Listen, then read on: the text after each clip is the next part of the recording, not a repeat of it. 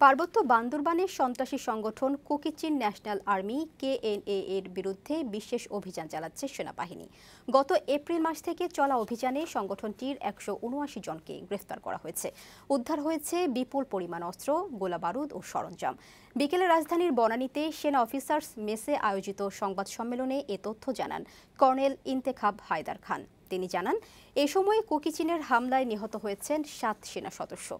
এ সময় দেশের বর্তমান আইনশৃঙ্খলা পরিস্থিতি নিয়ে তিনি বলেন, পুলিশ ও অন্যান্য সংস্থার সাথে সমন্বয় করে কাজ করছে সেনাবাহিনী। যৌথ অভিযানে গত 13 নভেম্বর থেকে এ পর্যন্ত 228 জন মাদক ব্যবসায়ী ও বিভিন্ন ধরনের অপরাধে গ্রেফতার হয় 1328 জন। বর্তমানে দেশকে অস্থিতিশীল করতে যারা কাজ করছে তাদের রুখতে সর্বসাধারণকে সতর্ক থাকার আহ্বান জানান সেনাবাহিনী।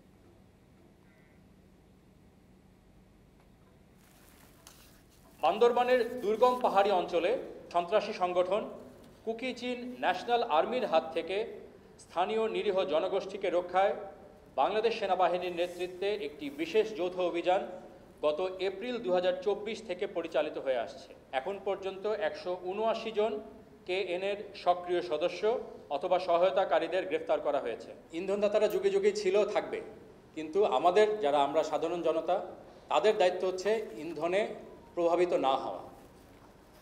তাহলেই কিন্তু আমরা এই ইন্ধনদাতাদের প্রভাবটাকে অনেকাংশে কমিয়ে ফেলতে পারব।